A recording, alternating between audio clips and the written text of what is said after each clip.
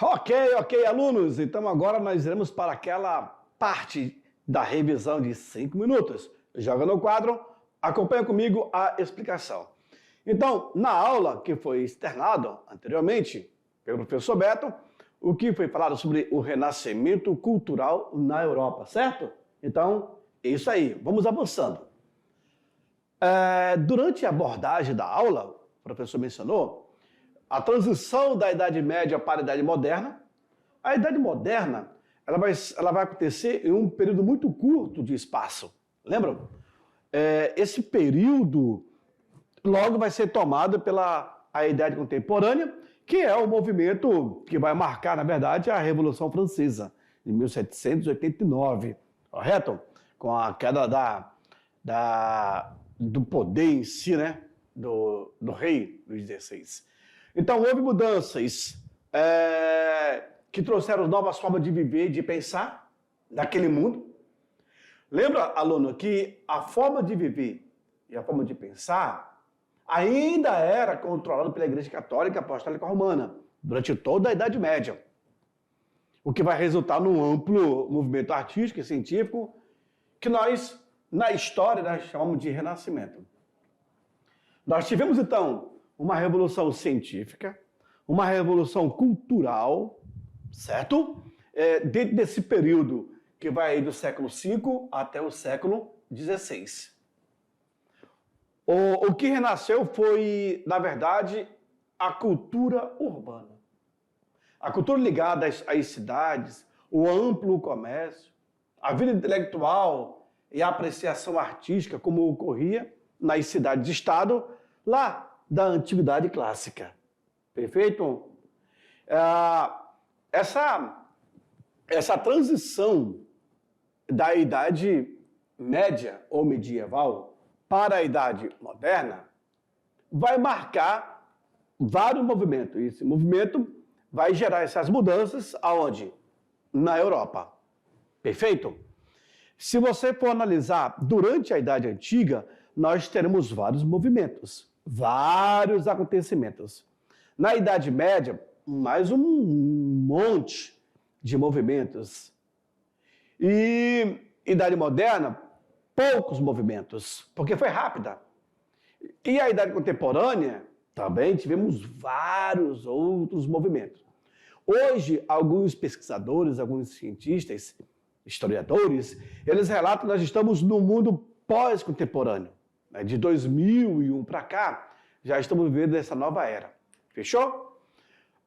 Tivemos aí, na explicação, o auge do renascimento cultural, esse renascimento urbano, artístico, filosófico, etc. Né?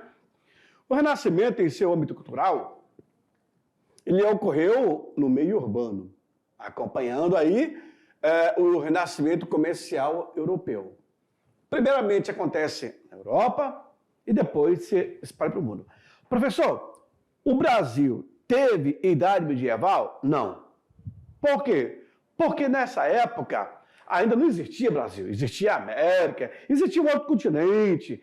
Veja que a América ela é conquistada a partir de 1492, com Cristóvão Colombo. Tá certo? O Brasil só passa a ser colonizado em 1500, quando chega aqui a Esquadra de Cabral. Mas em 1499 já tivemos um navegador que teria passado por essa região, que é o Vicente Yanes Pinzon. Mas ele não batiza com o Brasil, quem vai batizar é o Cabral, certo? Então, nós estamos aqui iniciando o século XVI. Então não existia.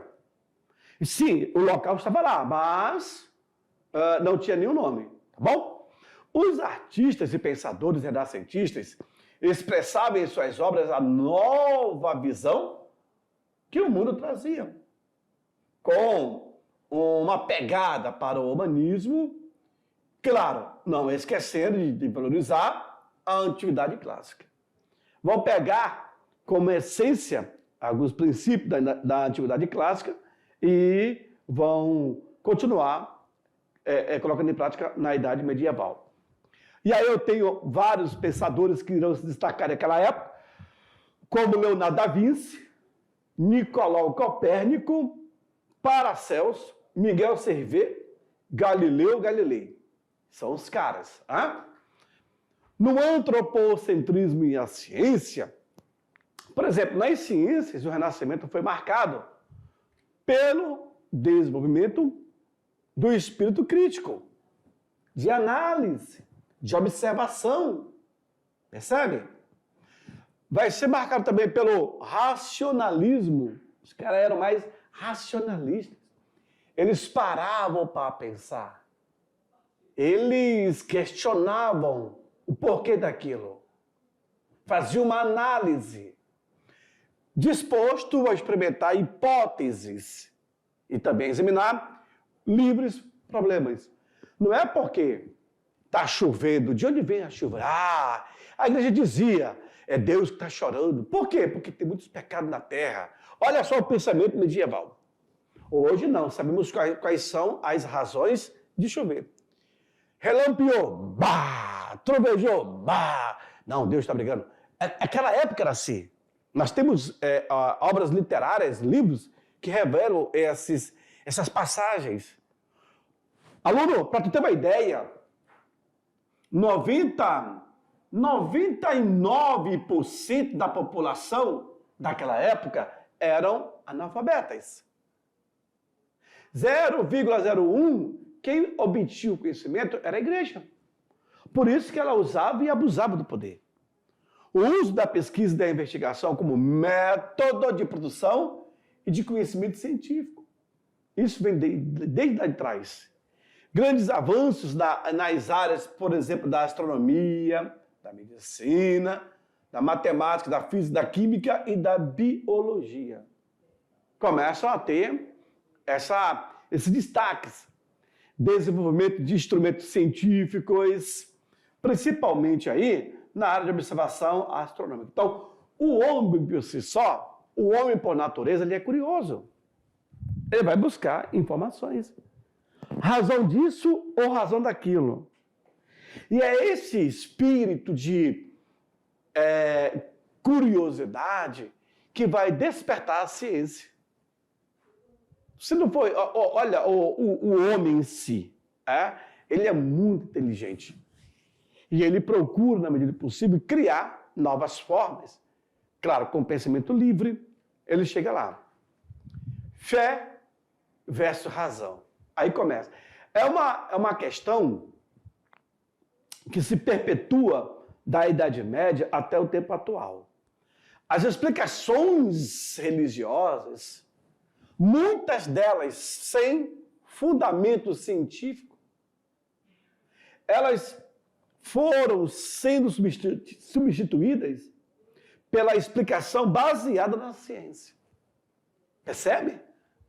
Se não tem como explicar, então, cara, perdeu. Vamos para a ciência. A ciência explica, entendeu? Ao invés de aceitar os fenômenos naturais enquanto manifestação da natureza divina, os homens acreditaram que o experimento e uso de argumentos racionais pudesse revelar as engrenagens que movimentavam o mundo na sua volta. Aí sim. Hoje, para tudo, tem que ter uma observação, tem que ter uma experimentação. Você observa, você experimenta até chegar na conclusão. Fechou? Bom, agora é o seguinte, eu vou te deixar para fazer a atividade e daqui a pouco eu volto para fazer a correção. Tchau, tchau.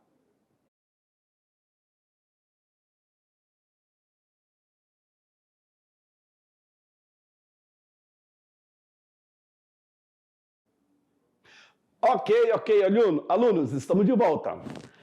Durante essa aula é muito boa, porque ela aguça, ela desperta o aluno a buscar mais informações.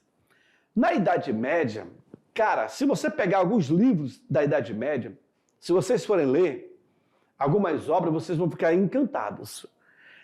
A ciência, a medicina, ela também começa na Idade Média. Algum experimento. Um detalhe, A Igreja Católica Apostólica Romana, ela domina a sociedade, o mundo medieval, a Europa, do nascer até o morrer, tá bom? Tudo que você fazia, a igreja sabia. Porque as pessoas, elas tinham essa devoção, esse dever. Existia uma lavagem cerebral muito grande mesmo nas pessoas. Eu não sei se vocês já assistiram alguns filmes medievais. Aqui atrás de mim, eu estou vendo algumas construções antigas. Se vocês observarem em alguns filmes antigos, um filme muito bom para vocês, O Nome da Rosa. Assista esse filme que vocês terão assim, um espanto fantástico. As catedrais medievais, em cima delas, em suas fachadas, sabe o que existiam? Existiam aqueles gárgulas. Gárgulas são aqueles demônios alados. E aqueles gárgulas ficavam ali, ó, te olhando. Então, quando o cidadão olhava para aquele gárgula, ele já sentia medo. Porque havia uma lavagem cerebral tão grande da igreja que ele era um vigia constante da moral, né, dos princípios e etc. Cara, as pessoas morriam de medo. Não era à toa que 99% das pessoas eram analfabetas. Somente a igreja possuía esse domínio. Teve a questão dos dízimos. Quando Lutero vai conhecer a Roma e ele fica, isso lá no movimento da reforma contra a reforma. Nossa, eu acho que vocês vão ver esse assunto agora no segundo ano, ano que vem, tá bom? Então, assim, é fantástico vocês aprenderem um pouco mais sobre a Idade Média, porque é uma viagem. Mas você vê o quanto as pessoas eram ignorantes. E com o tempo, elas passam. Olha, a medicina, por exemplo, naquela época, se fazia estudos escondidos. O estudo da anatomia era escondido. Por exemplo, se você levasse uma queda, se você arranhasse o corpo, tivesse um furo, a igreja dizia que por aquele furo saía a tua alma. Imagine fazendo um estudo de anatomia, dissecando ali um cadáver. Nossa, as pessoas eram vistas como bruxos, hereges, e eram mortos na fogueira, porque não podia. Tudo era controlado pela igreja. Percebeu? Joga na tela, vamos para a primeira questão da nossa aula. Uma importante atividade intelectual desenvolvida por Galileu no século XVII foi objeto de controvérsias, sobretudo nos meios da Igreja Católica.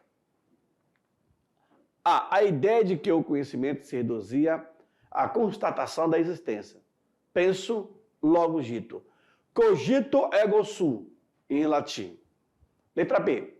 A análise do mundo animal como um espaço intermediário entre a física e a psicologia.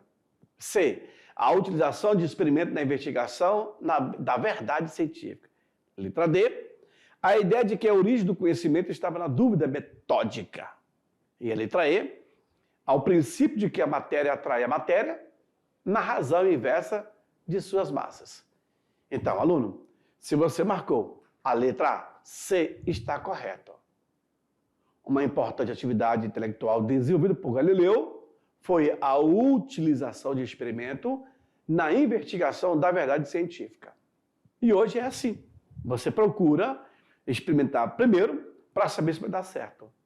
Claro que todo aquele passo a passo da prática do experimento, você vai narrando. Você vai dizer o porquê que você chegou naquele resultado. É assim que funciona. Certo? Próxima questão. A Revolução Científica, ocorrida na Europa moderna entre os séculos XVI e XVII, caracterizou-se por a. Acentuar o espírito crítico do homem através do desenvolvimento da ciência experimental.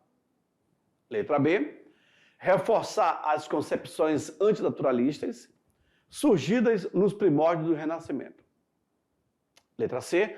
Comprovar a tese de um universo geocêntrico contrária à explicação tradicional aceita pela igreja medieval. Letra D, negar os valores humanistas, fortalecendo assim as ideias racionalistas. E a letra E, confirmar os fundamentos lógicos e empiristas da filosofia escolástica em sua crítica aos dogmas católicos medievais.